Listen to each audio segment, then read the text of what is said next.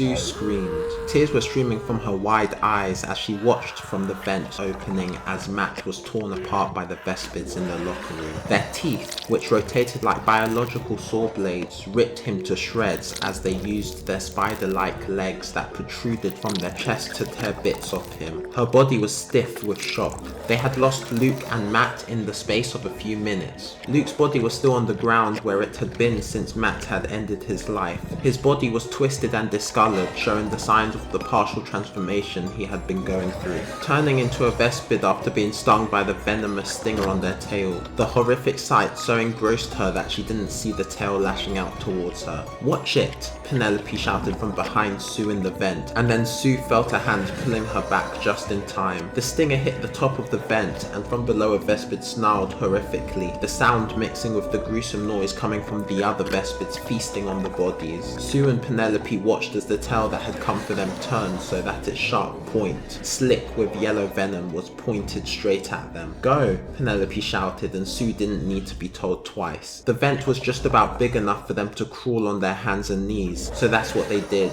Penelope held her hatchet and flashlight while Sue had two knives, her own and the one from Luke. They crawled as fast as they could through the vent, not knowing where it would lead. The image of Matt being ripped apart vivid in Sue's mind. She turned back, but only saw darkness, since the light was in front. She could still hear growling and snapping, and then a bang made the vent vibrate.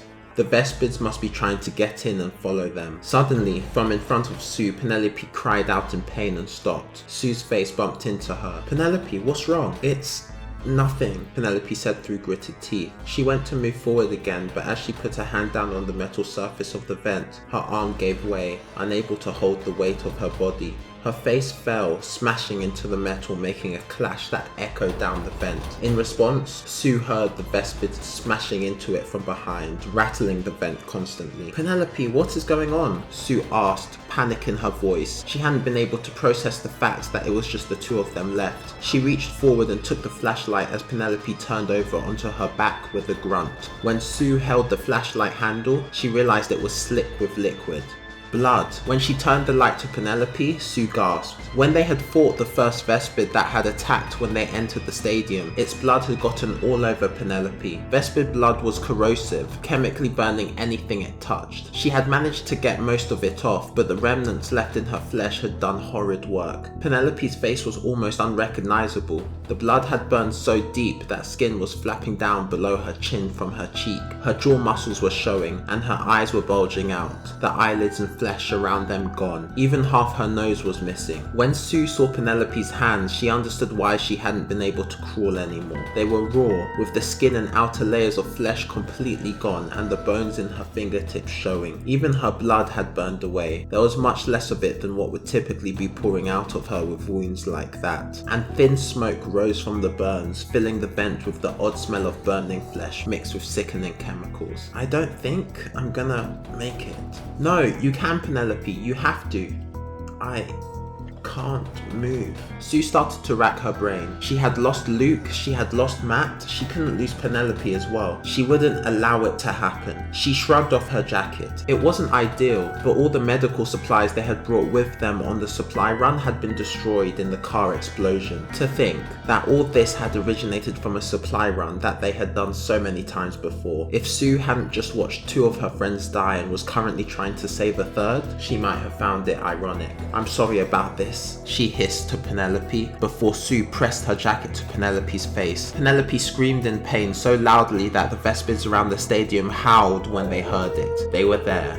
They were waiting. But Sue paid them no mind as she rubbed her jacket against Penelope's face as firmly as she dared. The remnants of the Vespid blood were impossible to see. The only way to eliminate it all was to thoroughly wash the affected area with an antibacterial solution. That could only happen if they got back to base, so this would have to do for now. Sue only hoped she could remove enough that Penelope would survive long enough for them to get back. If, of course, they could get out of the stadium. Penelope screamed raucously as Sue continued to wipe, moving from her face to her hands. That's when Penelope passed out. Sue panicked at first, thinking Penelope was gone, but then she heard wheezy breathing and sighed in relief. It allowed her to clean Penelope's other hand with little movement. Then she tossed the jacket aside and sat back, leaning against the side of the vent. She didn't feel safe here, but it was too small for the Vespers to reach them. Perhaps they could stay here until morning and escape then. Sunlight was the one weakness of the Vespids. If they came into contact with it, then they would burn similarly to a human coming into contact with their blood. The more Sue thought, the more she realized that was their only path of possible survival. She didn't know if Penelope would live that long, but she knew that they had no chance if they got out of the vent. She tried and failed to get comfortable, so she just settled into a sitting position where she had to hunch her neck forward slightly. That's when the tears started flowing freely. Images of Matt flooded her mind. She had never told him. She had known him for years.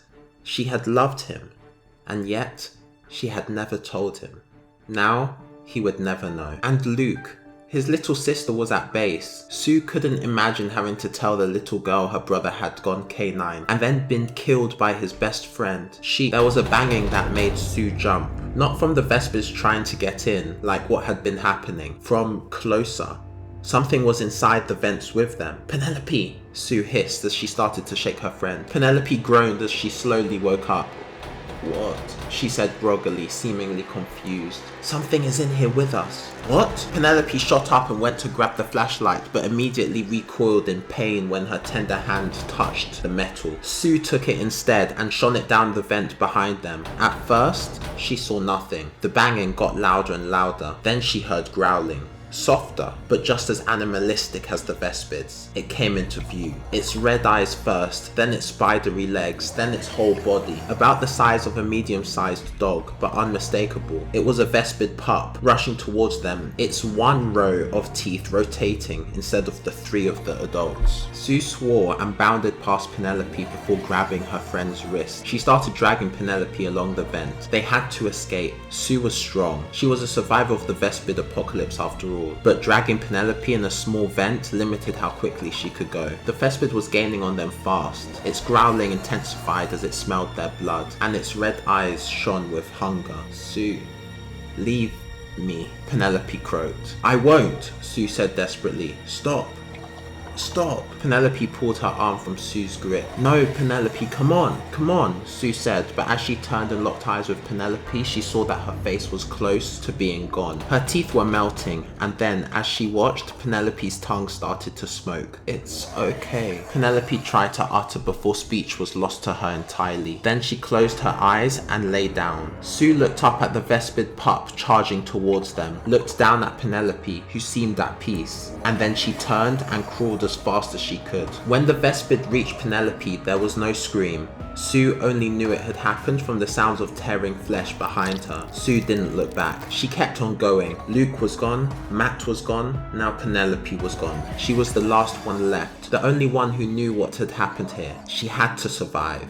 For them. Up ahead, she saw a little light. It seemed the Vespid had passed Penelope, only being momentarily distracted by her, and was now chasing Sue again. She pushed hard, her knees getting bruised. Then she reached the end of the vent, which had no cover, and popped her head out. She found herself between seats. She pulled herself out without wasting time, stood up, and looked around. She was in the seating bowl of the stadium, halfway up. Above her, the night sky shone bright from the moon and multiple stars. A roar came from higher in the stadium, and she looked to see a Vespid bounding down the rows of seats towards her. Another roar came from the side, and sure enough, two more Vespids were charging in her direction. Then just as the Vespid pup reached the end of the vent, Sue jumped over the back of the seats in front of her and made a beeline for the field. At the other end was an exit tunnel that led right to the pharmacy. At the back of the pharmacy was a passage built by the survivors that led straight to base. One final stretch, and then she would be free. She jumped over the last row of seats, then the small fence at the bottom of the field. She took one deep breath,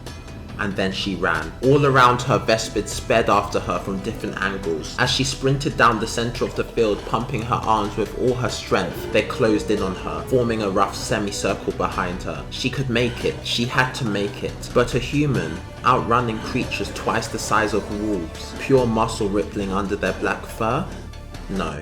She couldn't outrun them. She barely got halfway across the field before the first Vespid caught up to her. It launched itself at her. Sue jumped to the side and succeeded in dodging its teeth, but not its claws. They ripped through her arm and simultaneously knocked her to the ground. Blood spurted out of the wounds. Sue screamed and with her good hand flashed her knife around, crawling back along the dirt pitch as the Vespids circled her. It was almost as if they were wondering what to do with her. Then one of the tails lashed out and the scorpion-like stinger punctured her chest. So just like that, it was over.